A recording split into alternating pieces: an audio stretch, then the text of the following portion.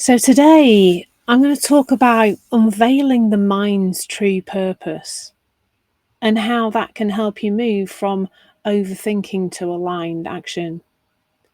In a previous video on this subject about how to use the mind to the best of its ability almost, or use it with great purpose, I talked about how the mind is not very good, or not very good, just completely useless at the what should have beens, the what ifs, the past, the future, the what other people are thinking about me, even what I'm thinking about myself.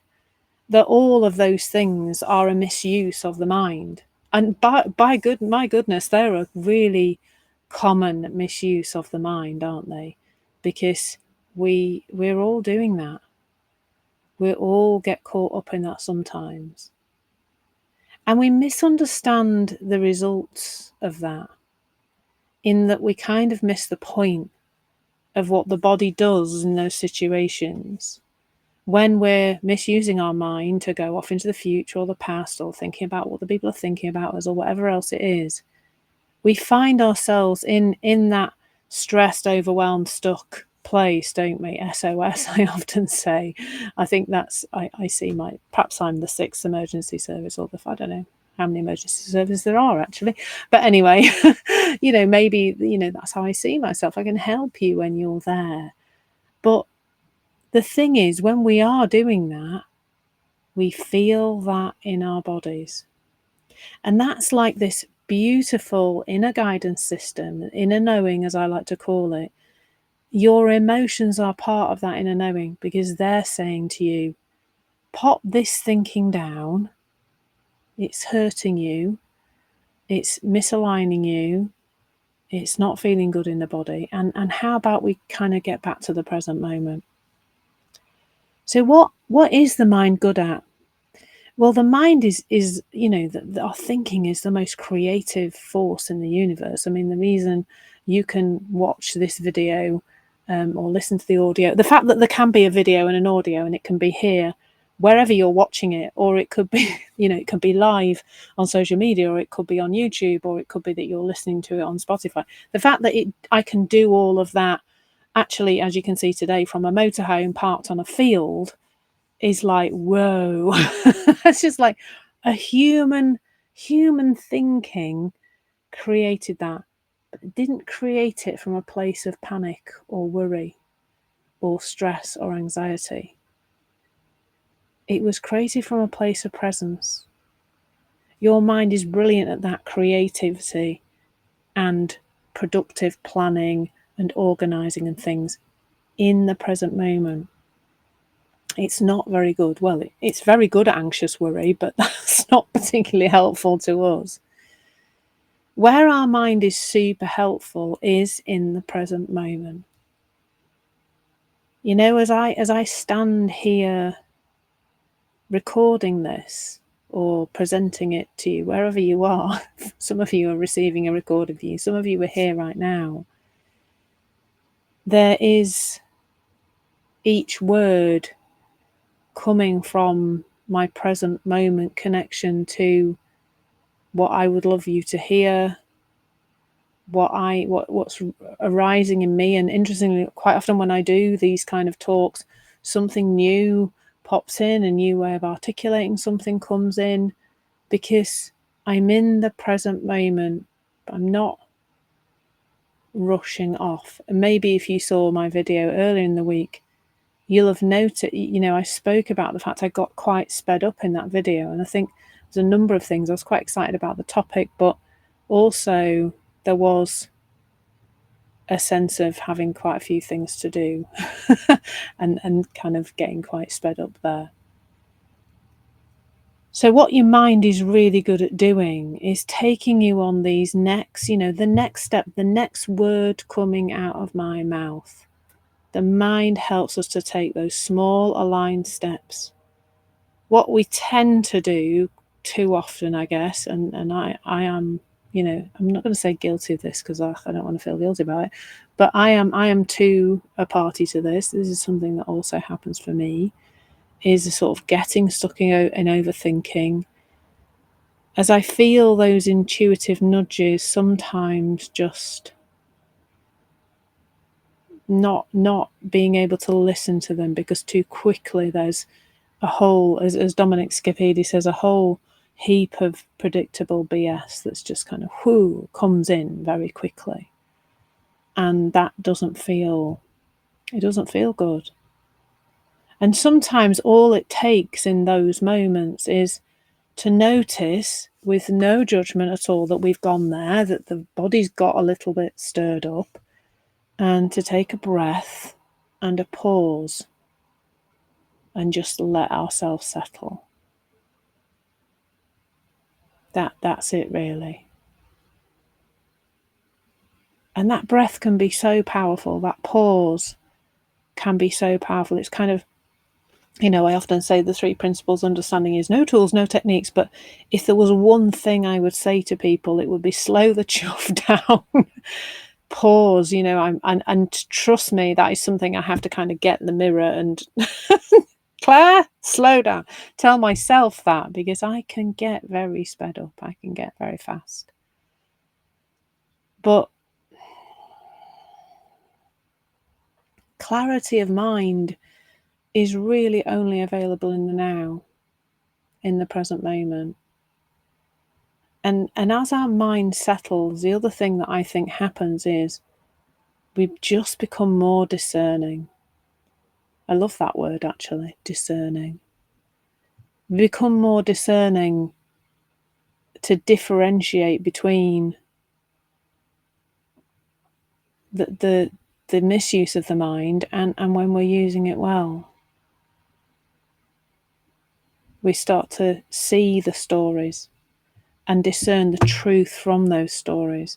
And the stories are just, there's so many. I think I said in the last video that I could stand there probably for an hour listing all the ways that human beings misuse their minds. And we all do it. But actually the most powerful thing is how that feels. And how do we discern what truth is and what's a story? Well, how it feels.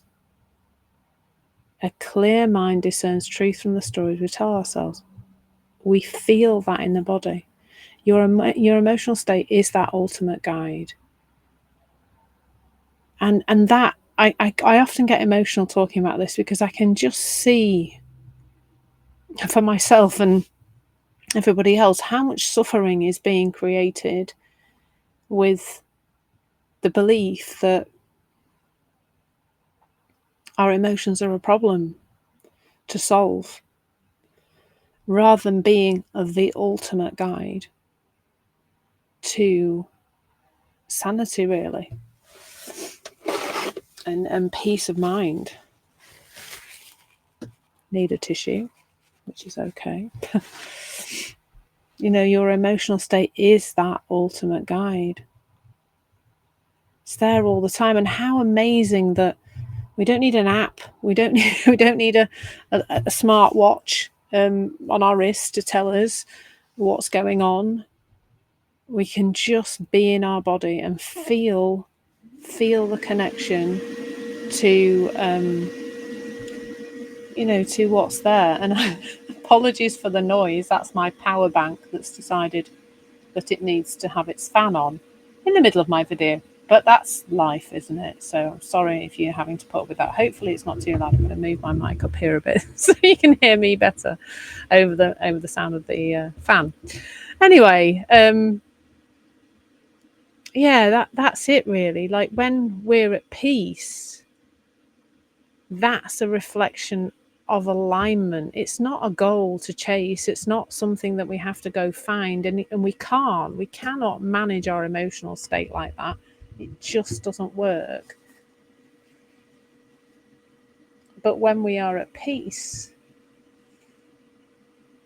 that's showing us that we are in a thought state that's creating that feeling state that is aligned.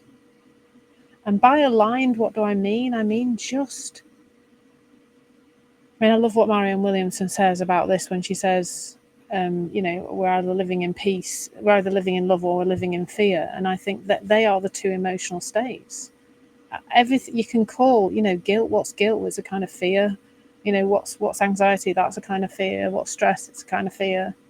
What's joy and happiness and contentment? They're all kind of essences of love, aren't they? And I think when we are there, we feel it. And then all the time, our emotional state is letting us know when we're not there. And that's to help us to discern the truth against the stories. I mean, how lucky are we as human beings to have this to have this peace of mind created by the fan going off? How lucky are we to have this peace, this tool available to us that can just keep nudging us back to peace? Because when we really are tuned into this, when we feel that emotional discomfort in the body, it's like let go of, you've got hold of the knife, the wrong end, you're holding the blade and you're noticing it's cutting you, and you drop it. And it's the same with the thinking. This isn't a doing, but it's when we see, it's a seeing. When we see that we're off, when we see that our thinking is off, we as we learn this, as we ground in this, we become more and more inclined to just drop it, because it's tiring to hang on to it, and we know it's not right, and we become more and more discerning as time goes on. So I hope that's helpful. I have just released a course on this onto Insight Timer, which I was going to try and find the title of, but now I can't find the page that it was on, so you can't have the title because it's gone. It's too busy on my computer screen, but it is about, so I think it's called Unveil the Power of Your Mind.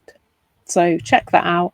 But also, if you are watching this and you're just thinking, I would love to deepen my grounding in this. I'd like to just have a little bit more ease in my life, be able to do the things I want to do. So many of my clients say to me, I just want to be a different way.